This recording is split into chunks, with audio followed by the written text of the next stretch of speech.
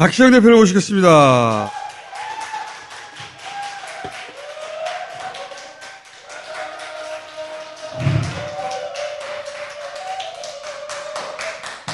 사람이 많이 늘었는데. 그러니까 6명인데 엄청 많이 늘은 것 같아. 30명 해보고 싶어. 30명. 저희도 공개방송 좀 생각하고 있어요. 자, 일단 국감 효과는 어떻게 보십니까?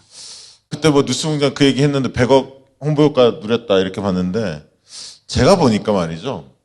이재명은 경선보다는 본선 스타일이다.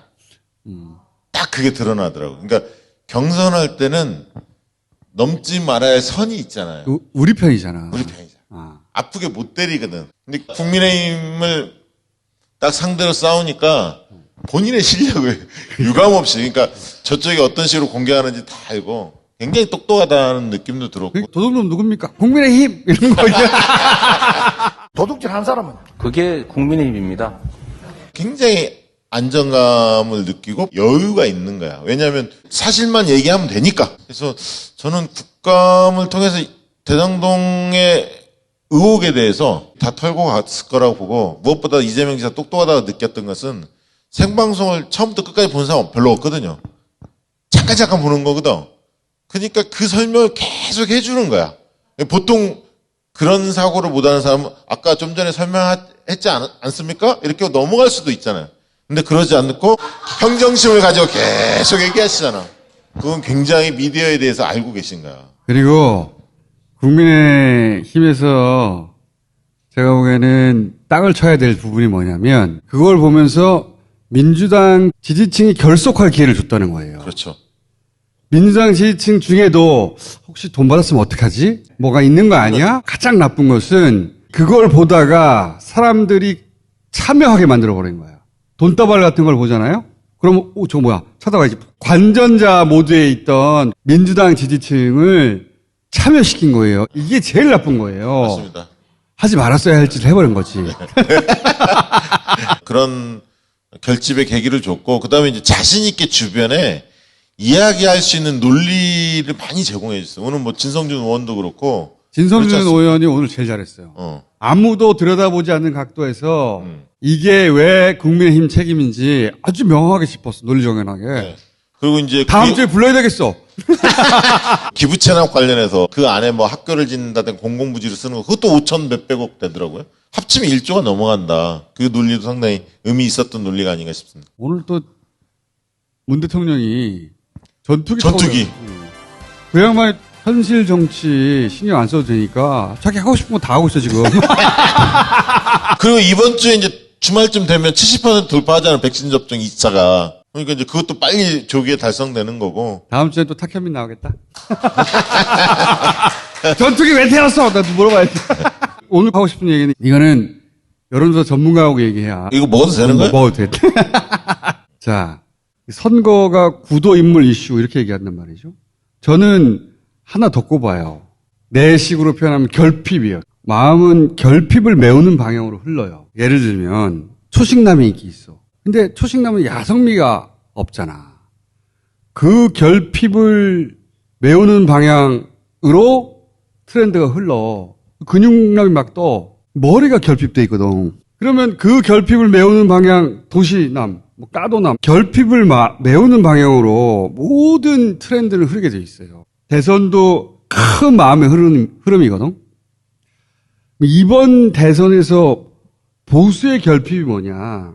자기들이 세운 대통령 두 사람이 연속으로 구속됐어요. 거기서 오는 수치심이 있어요. 보수에게. 정당성의 결여야 이게. 그 결핍감이 있거든. 그 결핍을 채우고 싶어요. 어떻게? 수치심을 준 세력에게 너희들도 다를 바 없다. 복수함으로써. 어떻게? 문 대통령을 구속시킴으로써. 이 마음이 기저에 흘러요. 진보 진영의 결핍이 또 있죠. 바라는 세상이 있는데 이게 기득권이 사사건건 구석구석 회방을 놓는다고 생각하는 거야. 발목을 잡아. 그래서 앞으로 못 나가. 그로 인해서 생기는 불만과 결여와 결핍이 있어요. 그게 생활에 스트레스가 또 되거든. 뉴스 보면 막 스트레스 받아. 그걸 뚫고 나가기를 원해요. 돌파하길. 이 진보와 보수는 그 결핍을 메우는 복수, 그리고 돌파의 대리자를 찾는 거예요. 그래서 윤석열에게 보수 지지층이 마음이 가는 거예요. 그래서 진보는 돌파의 대리자로 이재명을 선택한 거예요. 누구의 결핍이 더 정당하냐? 그런 말이 아니고 선거는 윤리적으로 결론나는 게 아니잖아. 그게 윤석열 지지층의 충성도로 나타나요. 후보를 계속 지지할 것이라는 비율도 윤석열이 제일 강해요. 복수의 강도가 더 강한 거예요. ARS에서 보수 고관여층의 응답이 높은 것도 같은 맥락이라고 난 봐요. 반면에 홍준표 후보는 20, 30대 지지가 높은데 결집도가 낮잖아. 왜? 그 세대에게는 그런 복수심이 없거든. 충성도가 약해.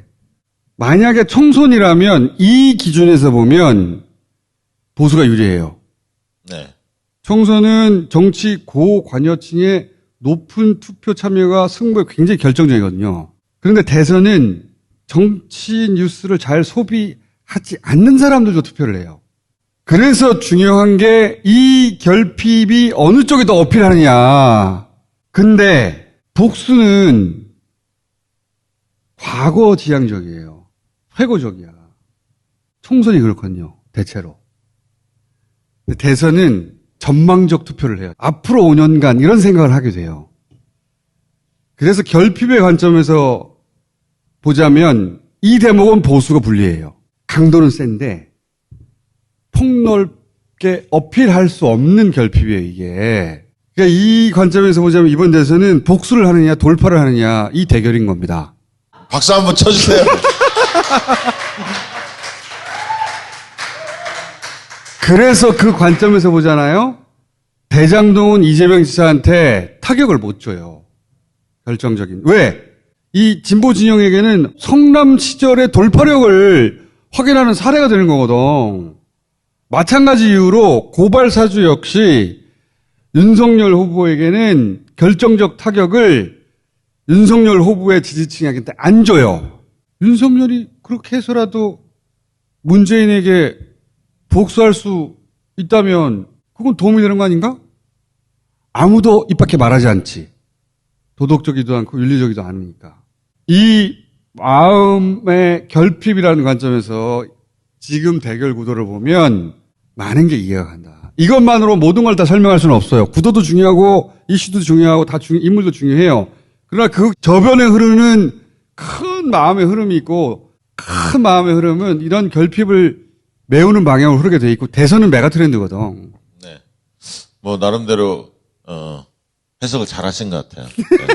그래서 윤석열 후보가 저쪽 경선에서 유리하다. 최근에 경남이나 뭐 영남 쪽에서는 당원들이 홍준표 쪽으로 좀 많이 간다는 게 이택수 대표의 전언이에요. 저는 확인한 바는 없고. 나는 아니라고 봐요. 저는 게임은 끝났다고 봤어요, 경선. 지난번 토론회를 보면서 홍준표가 늙었구나. 어깨를 그렇게 세게 치고 반말 비슷하게 했는데 가만히 있었어? 뭔가 약점이 잡힌 게 있나? 라는 생각을 하게 만들지. 전략의 실패야. 윤석열 지지층을 자극하지 않으면서 맏형의 모습을 보여준다. 왜냐하면 60대 이상에서는 홍준표 카드를 한번 써봤다. 이렇게 생각하기 때문에 60대 이상에서 지지율이 낮거든요. 그래서 그 표를 잡으려고 하는 전략이었는데 내가 보기에는 실패했어. 네. 그리고 전두환 발언, 윤석열의. 이 발언도 단순 실수로 보기 어렵다. 의도성이 있는 발언이 아닐까? 왜냐하면 분명히 전두환에 대해서 국민 대다수는 싫어하지만 대구 토론을 앞둔 시점이었고요. 경선 룰을 보면 당심에서 결정할 수밖에 없는 구조로 갔어요, 이미. 왜냐면 본선 경쟁력 가지고 좀 싸우고 있는데 1대1 가상대결로 가냐 사지선다형으로 상대적 4명을 선택하는 기준으로 가냐 여기서 싸우고 있는데 윤석열은 강력하게 지금 가상대결을 주장하거든요. 이재명과 윤석열, 홍준표와 윤석열 이렇게 해서 조사하면 거기서 갭은 얼마 안 나요. 조금밖에 차이가 안 나거든. 그러면 당심에서 결정하는 거야. 당원 투표에서 50% 그렇지. 반영. 당심에서는 월등히 유리하다고 생각하거든. 근데 그러면 충성도 높은 당원들한테 메시지를 내는 게 지금은 중요하다.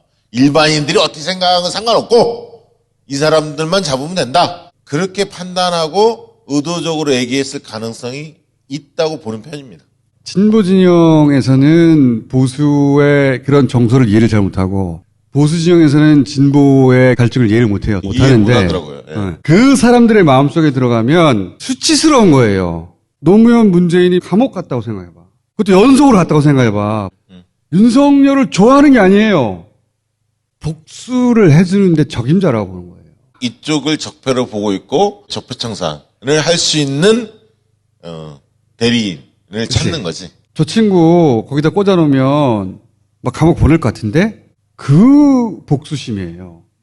건강하지 않지. 그 코아가 윤석열을 밀어 올린 것이고 윤석열을 수많은 논란에도 불구하고 여전히 당심에서 밀게 만들고 있는 거예요. 네, 그렇습니다. 그걸 이해해야 돼요. 대장동 어쩌고저쩌고 다 바보 같은 분석들이에요. 근데 이제 일각에서 그 지금의 정세를 분석하면서 몇몇 분들이 그런 주장을 하던데 결국 대장동 이슈는 부동산 실정과 맞닿아 있지 않냐. 이재명 후보가 월요일날 국감을 통해서 어느 정도 의혹을 해소했기 때문에 이제는 다른 미래 이슈로 넘어가야 한다. 근데 저는 좀 생각을 좀 달리합니다. 국민의 힘이 기획을 그렇게 했어요. 네. LH로 맛을 봤기 때문에 대장동을 부동산 민심과 연결할 수 있을 거라고 기대한 기획이 이게. 그렇죠. 이거는 부동산 심리와 연결된 게 아니에요. 돈 처먹은 것과 연결되는 그렇죠. 거지. 부패죠, 부패. 본질이 부패라서 부패 청산이 최근에 이제 여론조사 해보면 굉장히 높게 나오고 있습니다.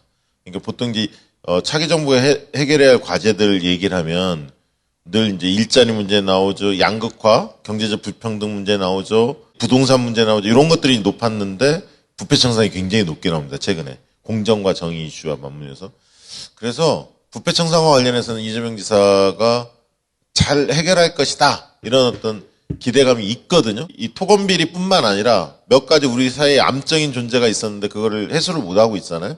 이런 문제에 대해서 과감하게 캠페인을 좀 전개하고 확산을 시킬 필요가 있다. 왜냐하면 어차피 다음 달 한 중순 정도까지는 이 수사가 끝나지 않을 거예요. 아마 그때까지는 대장동 이슈가 살아갈 거고 한편에 이제 고발사주 의혹이나 이런 게 같이 이어질 건데 그 의혹을 터는 선에서 끝내는 게 아니라 오히려 부패 청산에 대한 부분도 휘몰아쳐서 나가는 것이 이재명 지사한테는 더 유리할 수 있다. 그리고 수사를 통해서 이게 마무리하고 그 다음부터 미래의 의제를 중심으로 가는데 윤석열 후보가 된다고 봤을 때 저는 이재명이냐 윤석열이냐 게임도 있지만 본질적으로는 이재명이냐 아니냐의 게임으로 다시 들어가는 국면이 아닌가. 윤석열이 워낙 준비가 안 돼 있기 때문에 사실 전두환을 꺼냈던 얘기도 그 얘기잖아요. 내가 준비가 안 돼 있으니 좋은 참모 써서 경제는 누구한테 맡기고 뭐는 누구한테 맡기고 이렇게 하겠다. 지지자들이 이제 입을 좀 자신 있게 띄는 것 같아요. 그래서 월요일 수요일날 국감은 정말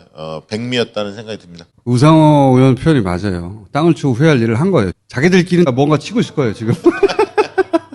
얻은 게 하나도 없거든요. 얻는 게 없죠. 아니 반박을 못 하다. 여기 국힘 게이트다, 국민의힘 책임이다 계속 얘기하면 그 대목에서 반박 못 하잖아. 가만히 있잖아 이러고. 얌전하게. 그러니까 국민의힘에서 막았잖아요. 막긴 막았거든. 방송이나 이런 데 나가보면 국감 앞두고 뭐 이재명 지사 굉장히 코너에 몰릴 거다 뭐 여러 얘기들을 하는 사람도 보면 정말 기도문. 아니 그리고 지난번 윤석열 국감도 한번 봤잖아요. 사실 윤석열이 그때 뜬 거 아닙니까? 처음에는 안 나올 줄 알고 한 거야. 민주당 같으면 윤석열 후보 국감에 안 부르거든. 그거 잘 이용했지. 이재명 지사가. 아침 10시부터 7시까지 했잖아요. 하루 종일 생중계 해줬잖아. 생중계 해줬잖아.